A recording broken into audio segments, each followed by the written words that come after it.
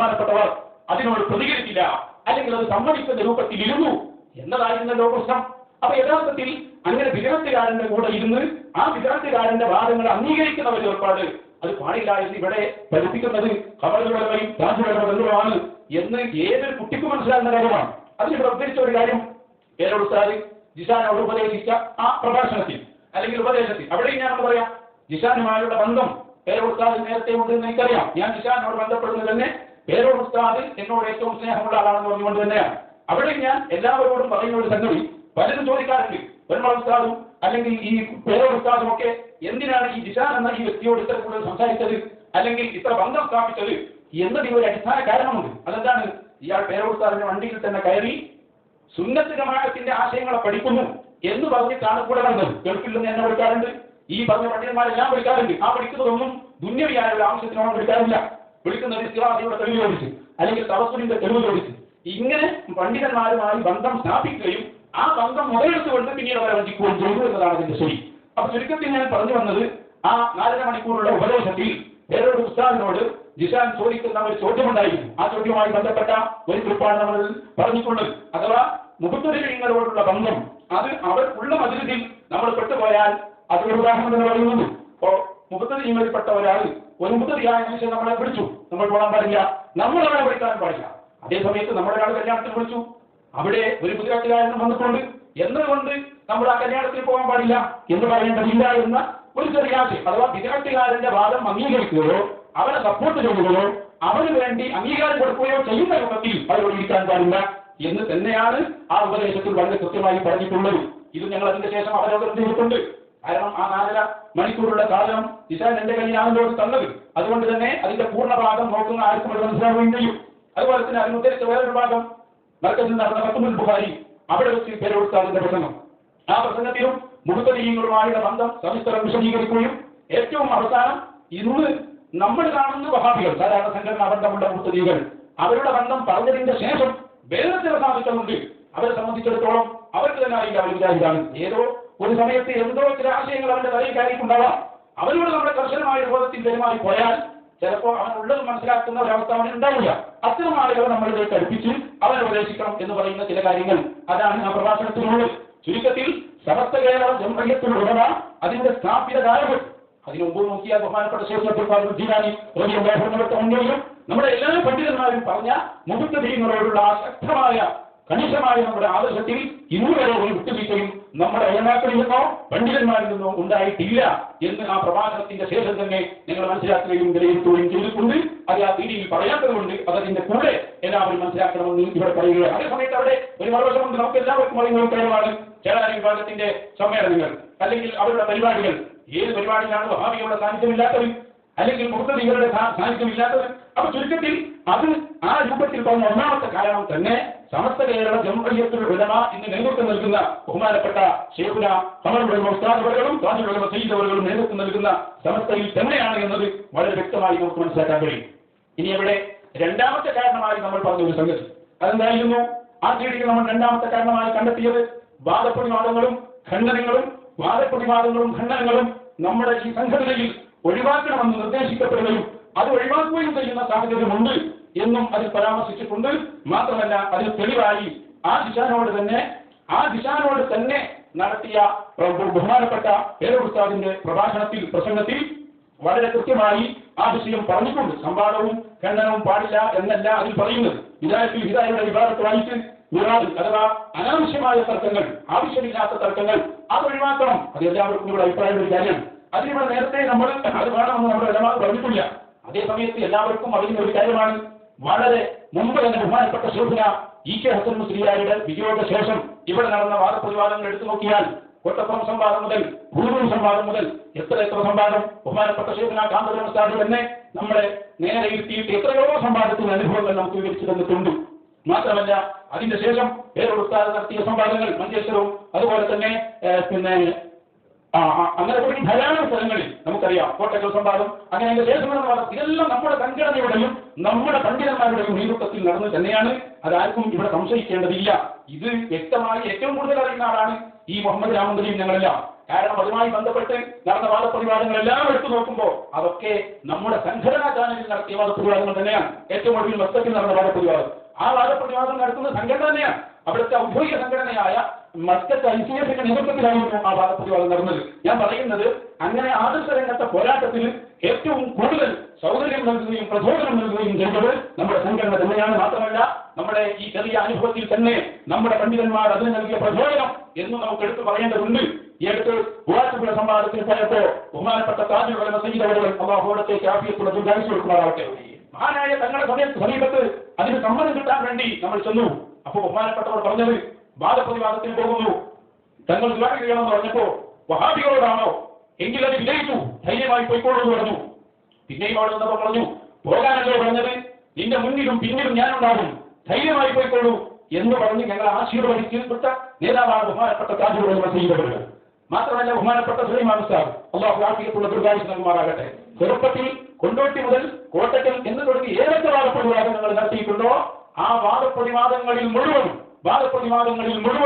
നമുക്ക് നിർദ്ദേശങ്ങൾ നൽകുകയും ദുആ ചെയ്തു തന്നതും ആശീർവദിച്ചതും വലുതായ ഗുരുവചനാണ്. ഓരോരുത്തരും പ്രത്യേകം എടുത്തു പറയേണ്ടതില്ല, ഒറ്റ വാക്കും കൂടി അവിടെ പറയാം. ഈ സംഘടനയും ഈ പ്രസ്ഥാനവും ആദർശ രംഗത്ത് നൽകുന്ന ഈ വലിയ പ്രചോദനത്തിന്റെ ഒരു 10 ഭാഗം പോലും ചേരാരി സംസ്ഥയിൽ കാണാൻ പറ്റില്ല എന്ന് ആർക്കാണ് അറിയാൻ കഴിയാത്തത്? അവിടെ ആളില്ലാത്തതുകൊണ്ടാണോ അല്ലാഹു? ഞാൻ പറയുന്നത് ബഹുമാനപ്പെട്ട കമലകൾ ഉസ്താദ് അവர்கள் ഇപ്പൊ ഈ അടുത്ത് മസ്കറ്റിലേക്ക് പോകുന്നതിന്റെ 4 മണിക്കൂർ വിളിച്ചു വരുത്തിയിട്ട് ഉസ്താദ് അവர்கள் എന്തൊക്കെ ചോദിക്കണം, എന്തൊക്കെ പറയണം, അത് കഴിഞ്ഞ് മസ്കറ്റ് എയർപോർട്ടിൽ ഇറങ്ങിയതിന്റെ ശേഷം വീണ്ടും വിളിച്ചു, എല്ലാം റെഡിയായില്ലേ, ഇനി എന്തെങ്കിലും റെഡി ആവാനുണ്ടോ? അങ്ങനെ വാദപ്രതിവാദം കഴിഞ്ഞ് ഈ ഉസ്താദ് കേരളത്തിലാണുള്ളത്. 3-3:30 സമയത്ത് അവിടെ വാദപ്രതിവാദം കഴിഞ്ഞ് ഇന്റർനെറ്റ് ക്ലാസ് റൂമുകളിൽ നമ്മളതിന്റെ ആഘോഷം നടത്തുമ്പോൾ ഉസ്താദ് അവர்கள் 3-3:30 സമയത്ത് ഇന്റർനെറ്റിൽ കയറി നമ്മുടെ സംവാദം കേൾക്കുകയും ആശംസ അറിയിക്കുകയും ദുആ ചെയ്യുകയും ചെയ്യും. ഞാൻ പറയുന്നത് ഇത് വളരെ വ്യക്തമായ ഒരു കാര്യമാണ്. ഇതൊക്കെ നമ്മൾ വിലയിരുത്തിയിട്ടുണ്ട്. ഈ പ്രസംഗം മാത്രം കേൾക്കുന്നവരാൽ ആ പ്രസംഗത്തിന്റെ ശേഷം നടന്ന വിലയിരുത്തലുകൾ കേൾക്കാതെ പോയാൽ അത് ജനങ്ങളോടുള്ള വഞ്ചനയാകുമെന്ന് മനസ്സിലാക്കിയിട്ട് തന്നെയാണ് ഇങ്ങനെ ഒരു പ്രസംഗം അടിയന്തരമായി നമ്മൾ നടത്തുന്നത് എന്നുകൂടി ഇവിടെ അറിയിക്കുകയാണ്. ഇനി നമ്മൾ നോക്കൂ, ഓരോന്നും പറയേണ്ടതില്ല. ഏതാ ഈ ഭാഗത്തിന് എന്തിനാണ് ഇവിടെ സമയമുള്ളത്? എന്തിനാണ് അവർക്ക് ഏത് പണിയാണ് അവർക്കുള്ളത്? എല്ലാം തടുത്തുകൂടെ? ആകെ 2 അജണ്ടകൾ മാത്രമേ അവരുടെ ജീവിതത്തിൽ ഉണ്ടായിട്ടുള്ളൂ. ഒന്ന്, ബഹുമാനപ്പെട്ട കാന്തപുര മുസ്താദിനെ തെറി പറയുക എന്നത് മാത്രം. അതുപോലെ തന്നെ അവരുടെ രാഷ്ട്രീയ സംഘടനകൾക്ക് നേട്ടമുണ്ടാക്കി കളിക്കുക എന്നതിലുപരി ഒരു ലക്ഷ്യവുമില്ല എന്ന് കേരളം എപ്പോഴും കാണുന്ന ഒരു സംഗതിയാണ്. അത് പ്രത്യേകിച്ച് കേരളത്തിലെ ജനങ്ങൾക്ക് പറഞ്ഞു കൊടുക്കേണ്ടതില്ല. അതുകൊണ്ട് തന്നെ മഹാന്മാരായ പണ്ഡിതന്മാർ കാണിച്ചു തന്ന ആദർശ പോരാട്ടത്തിന്റെ വഴി അത് നമ്മുടെ സമസ്ത കേരള ജനതയുടമയിൽ തന്നെയാണ് എന്നതിൽ യാതൊരു തർക്കവും ഇല്ല. ഇനി ഞാൻ അവിടെ പറയാം. മൂന്നാമതായി നാം ആ കീഴിൽ പറഞ്ഞിരുന്ന വേറൊരു കാരണം അതുകൂടി അവിടെ ഓർമ്മപ്പെടുത്താം. ആത്മീയതക്കെതിരെയുള്ള അങ്ങനെ തോന്നിപ്പിക്കപ്പെടുന്ന ചില പരാമർശങ്ങൾ അത് നമ്മുടെ സമസ്തയിൽ നടക്കുന്നു എന്നവർ കണ്ടെത്തലായിരുന്നു. അത് ഞങ്ങൾ അതിന് ശേഷം വിലയിരുത്തിയിട്ടുണ്ട്. നമുക്കറിയാം, ആത്മീയതയുടെ പേരിൽ ധാരാളം പ്രചാരണം വന്നിട്ടുണ്ട്, ഇപ്പോഴും വന്നിട്ടുണ്ട്, ഇനി വരികയും ചെയ്യും. എത്രത്തോളം എന്ന് വെച്ചാൽ മഹാനായ ഹബീബ് മുഹമ്മദ് റസൂലുള്ളാഹി സ്വല്ലല്ലാഹു അലൈഹി വസല്ലം ജീവിച്ചിരിക്കുന്ന കാലത്താണല്ലോ പ്രവാചകൻ എന്ന പേരിൽ തന്നെ പലരും വന്നത്. ഉസൈമത്തുൽ കദാബിന്റെ ഉദാഹരണമാണ്. അപ്പൊ ഏതൊരു ഒറിജിനൽ വരുമ്പോഴും അതിന് ഡ്യൂപ്ലിക്കേറ്റ് ഉണ്ടാവും. നമ്മുടെ സമസ്ത കേരള ജനതയുടെ അതിൽ ബഹുമാനപ്പെട്ട താജുലമയും ഉസ്താദുകളും നമ്മുടെ മുഴുവൻ ഉസ്താദുമാരും ഏതെല്ലാം വ്യാജ തരീഖത്തുകൾക്കെതിരെ പറഞ്ഞിട്ടുണ്ടോ അത് ദിക്റിനോടുള്ള അല്ലെങ്കിൽ അധികാരികളോടുള്ള വിരോധമല്ല എന്നത് എല്ലാവർക്കും അറിയുന്ന ഒരു കാര്യമാണ്. അതും ആ രൂപത്തിൽ തന്നെ നമ്മൾ മനസ്സിലാക്കണം. ഒന്നുകൂടി അവിടെ പറയാം, വളരെ കൃത്യമായി പറഞ്ഞാൽ ഒറ്റ തരീഖത്ത് ഞാൻ പറയാം. നമ്മുടെ ആലുവയിലുണ്ടല്ലോ ഒരു തരീഖത്ത്. ആ തരീഖത്തിനെ സംബന്ധിച്ച് ഇന്ന് നമുക്കറിയാം ഏറ്റവും കൂടുതൽ ആലുവ തരീഖത്തിൽ ആൾ പോയത് ചേലാരി വിഭാഗത്തിൽ നിന്നായിരുന്നു. എന്തുകൊണ്ടാണത്? അതിനെ വിമർശിക്കുന്നതിൽ അല്ലെങ്കിൽ അതിനെ എതിർക്കുന്നതിൽ വന്ന കാലതാമസമായിരുന്നു യഥാർത്ഥത്തിൽ ഇവിടെ സംഭവിച്ചത്. 6 കൊല്ലം പഠനം നടത്തി എതിർക്കുമ്പോഴേക്ക് പ്രധാനപ്പെട്ട ആളുകളൊക്കെ അങ്ങോട്ട് പോയി എന്നത് വളരെ കൃത്യമായി നമുക്ക് മനസ്സിലാക്കാൻ കഴിയും. അതുകൊണ്ട് തന്നെ വ്യാജ ആത്മീയത അതിനെതിരെ നടക്കുന്ന സമരത്തെ യഥാർത്ഥ ആത്മീയതക്കെതിരെയുള്ള സമരമായി മാറ്റേണ്ടതില്ല, അങ്ങനെ കണ്ടെത്തേണ്ടതുമില്ല എന്ന് അത് നമ്മൾ അതിന് ശേഷം വിലയിരുത്തിയിട്ടുണ്ട് എന്ന് നിങ്ങൾ മനസ്സിലാക്കണം. ഒന്നുകൂടി ഇവിടെ പറയാം. നമ്മളെ സംബന്ധിച്ചിടത്തോളം, സാധാരണക്കാരായ നമ്മളെ സംബന്ധിച്ചിടത്തോളം, ഒരു വ്യക്തി അദ്ദേഹത്തിന്റെ സമീപത്തേക്ക് പോകുന്നതും വരുന്നതും ത്വരീഖത്ത് അംഗീകരിക്കുന്നതും ഇതെല്ലാം ഓരോ വ്യക്തികൾക്കും മനസ്സിലാക്കണം എന്ന് പറഞ്ഞാൽ അത് വളരെ പ്രയാസമുള്ള ഒരു കാര്യമാണ്. അതുകൊണ്ടാണല്ലോ മഹാന്മാരായ പണ്ഡിതന്മാർക്ക് തന്നെ വലിയ മശായിഖന്മാർക്ക് തന്നെ പലപ്പോഴും ഇത്തരം ആളുകളെ കണ്ടെത്താനോ മനസ്സിലാക്കാനോ കഴിയാതെ പോയത് ഈ വിഷയത്തിൽ ആഴമേറിയ അറിവ് ആവശ്യമാണെന്നതുകൊണ്ട് തന്നെയാണ്. അതുകൊണ്ട് തന്നെ ഇവിടെ കേരളത്തിൽ ഒരു ത്വരീഖത്ത് വരുമ്പോൾ അല്ലെങ്കിൽ ഒരാൾ വരുമ്പോൾ ആ ആളെ സംബന്ധിച്ച് എന്താണോ നമ്മുടെ നിലപാട് എന്ന് ചോദിച്ചാൽ ആ ആളെ സംബന്ധിച്ച് നമ്മുടെ പണ്ഡിത സംഘടനയുടെ നിലപാട് എന്താണോ അതാണ് നമ്മുടെ ഈ നിലപാട്. അത് ഏത് വിഷയത്തിലും അങ്ങനെയാണ്. ഇപ്പൊ അവസാനം ഹാഫിദിനെ കുറിച്ചുള്ള ചർച്ച വന്നു. ആ ചർച്ചയിലും നമ്മൾ അന്നും ഇന്നും പറയുന്നൊരു പറയുന്നുണ്ട്. സമസ്ത കേരള ജംഇയ്യത്തുൽ ഉലമ ബഹുമാനപ്പെട്ട നമ്മുടെ ഉസ്താദുമാർ അവർ എവിടെ നിൽക്കുന്നു അവിടെ തന്നെയാണ് നമ്മുടെ പോയിന്റ്. അതിന്റെ അപ്പുറം ചിന്തിക്കുന്നു എന്ന് പറയുന്നുണ്ടെങ്കിൽ അത് മോക്ഷമാണ്. കാരണം ഹബീബായ മുഹമ്മദ് റസൂലുള്ളാഹി സ്വല്ലല്ലാഹു അലൈഹി വസല്ലമയുടെ കാലം മുതൽ ഇത് രണ്ടും ഉണ്ടായിട്ടുണ്ട്. ത്വരീഖത്തുകൾ അത് മുഴുവൻ പഠിച്ചതാണെന്നവർക്ക് ആർക്കുള്ളതല്ല. നമ്മുടെ പണ്ഡിതന്മാർക്ക് തന്നെ എത്രയോ ത്വരീഖത്തുകൾ അവർക്ക് നടക്കുന്നവരാണ്. ആ ചുരുക്കത്തിൽ മൂന്നാമത്തെ കാരണമായി നമ്മൾ എടുത്തു പറഞ്ഞ വ്യാജ ത്വരീഖത്തുകൾക്ക് എതിരെയുള്ള നമ്മുടെ സമരത്തെ യഥാർത്ഥ ത്വരീഖത്തുകൾക്കെതിരെയുള്ള സമരമായി മാറ്റിയിട്ട് അതിനെ വിഷയത്തിന്റെ മർമ്മത്തിൽ നിന്ന് മാറ്റാനുള്ള ശ്രമമാണ് ഇവിടെ നടത്തിയത് എന്നുകൂടി ഓർമ്മപ്പെടുത്തുകയാണ്. ഇനി നമ്മൾ ആ സീഡിയിലേക്ക് തന്നെ വരാം. പറഞ്ഞു വന്നത് നമ്മൾ അവസാനം നാലാമത്തെ കാരണമായി പറഞ്ഞു നമ്മുടെ ഈ സംഘടനയിൽ അഥവാ സമസ്ത കേരള ജംഇയ്യത്തുൽ ഉലമ ബഹുമാനപ്പെട്ട നമ്മുടെ രാജ്യങ്ങളുടെ സയ്യിദുകളുടെ നേതൃത്വം നൽകുന്ന ഈ മഹത്തായ നമ്മുടെ പ്രസ്ഥാനത്തിൽ ചെറുപ്പക്കാരായ ആളുകൾ അവര് നമ്മുടെ മഹാന്മാരായ പണ്ഡിതന്മാരെ നിയന്ത്രിക്കുന്നു എന്നൊരു ആരോപണം അതിൽ പറഞ്ഞിട്ടുണ്ട്. അതിനെ സംബന്ധിച്ച് വിശാലമായി ആ പ്രസംഗത്തിൽ പോകുമ്പോഴും ഞാനും ഇയാളും തമ്മിൽ ചർച്ച നടന്നിട്ടുണ്ട്. അതിന്റെ ശേഷവും ചർച്ച നടന്നിട്ടുണ്ട്. നമുക്കറിയാം, ഇപ്പോ ചേരായി സമസ്തയെ സംബന്ധിച്ചിടത്തോളം അവരുടെ വലിയ പണ്ഡിതന്മാർ എന്ന് പറയപ്പെടുന്ന ആളുകൾക്ക് തന്നെ യാതൊരു ജോലിയും കൊടുക്കാതെ അല്ലെങ്കിൽ അവർക്കൊരു പരിഗണനയും കൊടുക്കാതെ കാര്യങ്ങളൊക്കെ തീരുമാനിക്കുന്നത് SKS അവരുടെ ചെറിയ കുട്ടികളാണ്. ഇതാർക്കാണ് അറിയാത്തത്? അതേ സമയത്ത് നമ്മുടെ പണ്ഡിതന്മാർ എന്ന് പറയുന്നു അത് നടപ്പിലാക്കുക എന്നതാണ് യഥാർത്ഥത്തിൽ നമ്മുടെ പണ്ഡിതന്മാരുടെ ദൗത്യം. അതാണ് നമ്മുടെ സംഘടനകളും നമ്മുടെ ഓരോ ഘടകങ്ങളും ഇവിടെ നടപ്പിലാക്കിക്കൊണ്ടിരിക്കുന്നത് എന്ന് ഓർമ്മപ്പെടുത്തുകയാണ്. അവിടെ ഒരു ക്ലിപ്പ് അതിൽ വെച്ചു കൊടുത്തിട്ടുണ്ടായിരുന്നു പ്രസംഗത്തിന്റെ, അഥവാ ബഹുമാനപ്പെട്ട പേരോടുത്താൽ ദീർഘായുസ് കൊടുക്കുമാറാകട്ടെ. അവിടെ ഒന്നുകൂടി ഞാൻ പറയുന്നത് നേരത്തെ പറഞ്ഞ ഒരു കാര്യത്തിൽ ബാക്കി കൂടി അവിടെ പറയാനുണ്ട്. അതെന്താണ്? നേരത്തെ ലഫീ ഉസ്താദിനെ സംബന്ധിച്ചും താജുലുള്ളമയെ സംബന്ധിച്ചും ഉസ്താദ് അവരെ സംബന്ധിച്ചൊക്കെ പറഞ്ഞപ്പോൾ വാദപ്രതിവാദങ്ങളും ഖണ്ഡനങ്ങളുമൊക്കെ നമുക്ക് പരിചയപ്പെടുത്തുന്നതിലും നമുക്ക് പരിശീലിപ്പിക്കുന്നതിലും ഉസ്താദുമാരുടെ പങ്ക് കൂടി ഞാൻ ഇവിടെ എടുത്തു പറയുകയാണ്. ആലുവ സംവാദം നടക്കുന്ന സമയത്തും ഓട്ടക്കൽ സംവാദം നടക്കുന്ന സമയത്തുമൊക്കെ സിറാജുൽ ഹുദയിൽ ഞങ്ങളെ വിളിച്ചുകൊണ്ടുപോയി രാത്രി മുഴുവനായി ഞങ്ങൾക്ക് വേണ്ടി ഇരുന്നുവെന്ന് വിഷയത്തിന്റെ ഓരോ വിഭാഗങ്ങളും പറഞ്ഞു തന്ന് അത് പഠിപ്പിച്ച് അതിനെ നോക്കാക്കി എന്ന് മാത്രമല്ല പലപ്പോഴും ചെറുപ്പക്കാരായ അല്ലെങ്കിൽ ചെറിയ കുട്ടികളായ ഞങ്ങൾ നടത്തുന്ന ഖണ്ഡനങ്ങൾ മനസ്സിലാക്കുകയും അത് കേൾക്കുകയും എന്നിട്ട് ഇന്ന ഭാഗത്ത് ഇന്ന പ്രശ്നങ്ങളുണ്ട് അത് അടുത്ത പ്രസംഗത്തിൽ തിരുത്തണം എന്ന് വളരെ സ്നേഹത്തോടെ ഉപദേശിക്കുകയും ചെയ്തിട്ടുണ്ട് എന്നതും ഇവിടെ ഞാൻ പ്രത്യേകം എടുത്തു പറയുകയാണ്. അപ്പോൾ വേറെ ഒരു പരാമർശം എന്താണത്? സമസ്തയിൽ 40 ആളുകൾ ഉണ്ടെങ്കിലും ഒരു വിഷയം വരുമ്പോൾ ഞാനാണ് കാര്യം പറയുക എന്ന് പറഞ്ഞത് അത് സത്യത്തിൽ ഞങ്ങൾ അത് മുഴുവനും കേട്ട് വിലയിരുത്തിയത് തന്നെയാണ്. ആ പറഞ്ഞ 40 ആര്യങ്ങൾക്ക് തിരിയൂല എന്നതാക്കി മാറ്റേണ്ടതില്ല. അതേ സമയത്ത് വിഷയം പറയുന്നത് പലപ്പോഴും പറയാൻ ഏറ്റവും കൂടുതൽ വാചാലതയുള്ളതും അല്ലെങ്കിൽ അതിലൊരാളായാലും മതിയല്ലോ. ഇപ്പൊ 40 പണ്ഡിതന്മാർ അവരെല്ലാവരും കൂടി ഒരു വിഷയം പറയേണ്ട കാര്യമൊന്നുമില്ല. ആ പണ്ഡിതന്മാരെല്ലാവരും കൂടി ചർച്ച ചെയ്ത ഒരു പോയിന്റ് അത് ആ കൂട്ടത്തിലെ ഏറ്റവും പ്രസംഗിക്കാൻ അറിയുന്ന ജനങ്ങൾക്ക് കൂടുതൽ മനസ്സിലാക്കുന്ന രൂപത്തിൽ പറയാൻ പറ്റുന്ന ഒരാൾ പറയണം. അത് ആ വാക്ക് തന്നെ വിശദമായി പറഞ്ഞിട്ടുണ്ട്. പറയുന്ന ആൾ എന്ന രൂപത്തിലാണ് പറഞ്ഞിട്ടുള്ളതും. അതുകൊണ്ട് തന്നെ അത് അങ്ങനെ മനസ്സിലാക്കണം. ചുരുക്കത്തിൽ ഞാൻ പറഞ്ഞു വന്നത് വാഴ കലയെ നിയന്ത്രിക്കുക എന്ന ഏർപ്പാട് സമസ്ത കേരള ജംഇയ്യത്തുൽ ഉലമയിൽ ഇല്ല. അതുള്ളൊരു മറുഭാഗത്ത് തന്നെയാണ് എന്ന് വളരെ വിശദമായി ഒന്നുകൂടി ഞാൻ ഇവിടെ പറയുകയാണ്. ഇതിനോടെ നമ്മൾ പറഞ്ഞിട്ടുണ്ട് ചില വിഷയങ്ങളിലൊക്കെ എ പി ഉസ്താദിനും ചെറിയ പി ഉസ്താദിനൊക്കെ ചില കാര്യങ്ങൾ ഞാൻ പറഞ്ഞു കൊടുക്കാറുണ്ട് എന്ന് പേര് ഉസ്താദ് ആ പ്രസംഗത്തിൽ അല്ലെങ്കിൽ ആ ഉപദേശത്തിൽ പറയുന്നുണ്ട്.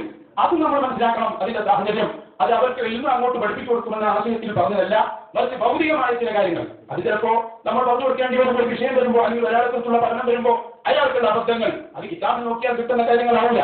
അതേ സമയത്ത് നമ്മുടെ ജനങ്ങൾക്കിടയിൽ ജീവിച്ചുകൊണ്ടിരിക്കുമ്പോൾ നമുക്ക് മനസ്സിലായ ചില കാര്യങ്ങൾ അവരുടെ വിഷയത്തിൽ പ്രത്യേകമായി ഓർമ്മപ്പെടുത്തേണ്ടി വരും. ആ ഓർമ്മപ്പെടുത്തൽ മാത്രമാണ് അതൊന്നുകൂടി നമ്മൾ മനസ്സിലാക്കുക.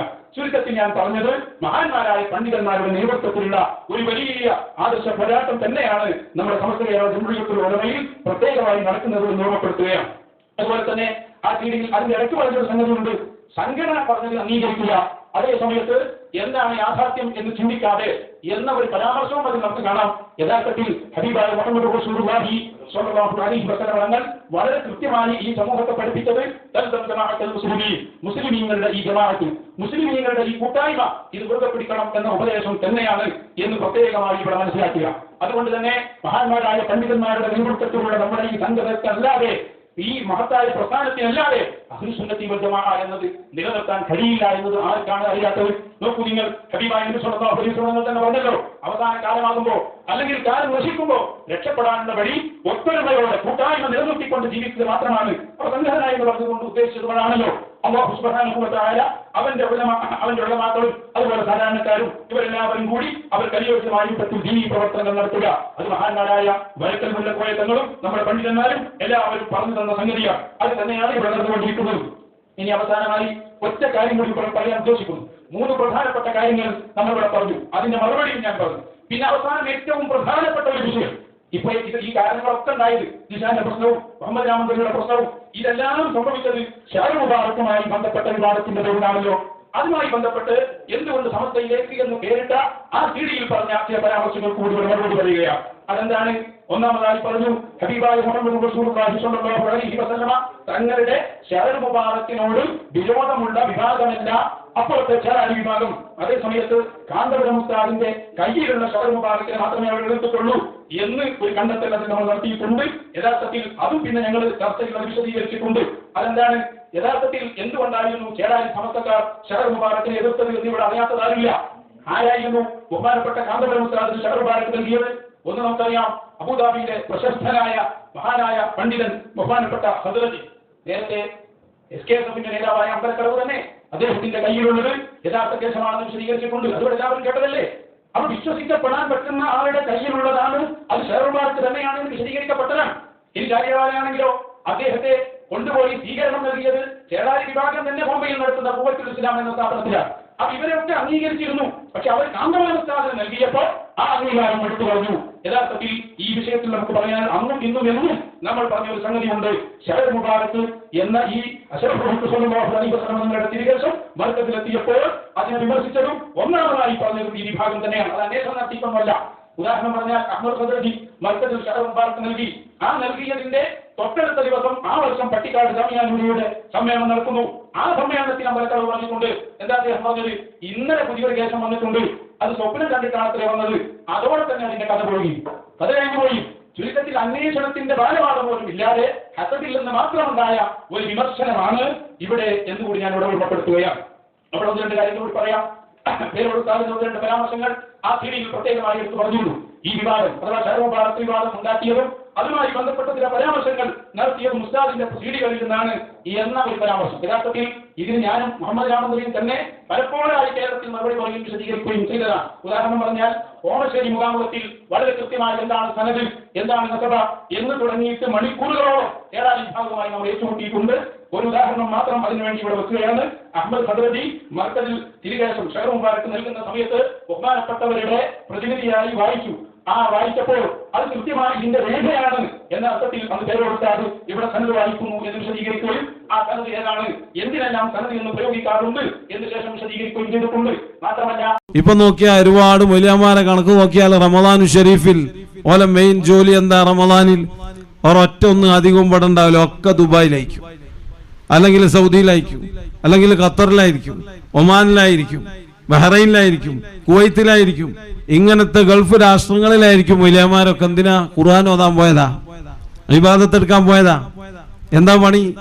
ആടെ പോയിട്ടുള്ള ആൾക്കാരടുത്തൊക്കെ പോയിട്ട് പണം എരന്നുണ്ടാക്കണ പണിയാണ്. ഏത് അമ്പിയാക്കളെ വിറാസത്താത്? റമദാൻ മാസത്തിൽ പിരിവ് നടത്തുന്ന പരിപാടി. റമദാൻ മാസത്തിൽ ഇങ്ങനെ പിരിവ് പ്രത്യേകം ഒരു അമലായി എല്ലാ സ്ഥലത്തും പോയിട്ട് പൈസ പിരിക്കാന്നുള്ളത് റമദാനിൽ ഒരു അമലായിട്ട് ഏത് അമ്പിയാക്കളെ വാരിസവര്? അങ്ങനെ ഏത് അമ്പിയ ചെയ്ത് റമദാൻ മാസത്തിൽ പൈസ പിരിക്കാൻ പോണ പണി? റമദാനിലാണ്. അതുപോലെ തന്നെ നമ്മൾ കൊടുക്കുന്ന സദഖകളും സംഭാവനകളും അതൊക്കെ നമ്മൾ ചെയ്യേണ്ടി നന്നായി കൊടുക്കേണ്ട മാസം, അതിനൊക്കെ കൂടുതൽ പുണ്യമുള്ള മാസം കൂടിയാണ് വിശുദ്ധമായ റമദാൻ. സദഖകൾ ചെയ്യണം. അതൊക്കെ മുഅ്മിനീങ്ങളെ നല്ല ലക്ഷണമാണ്.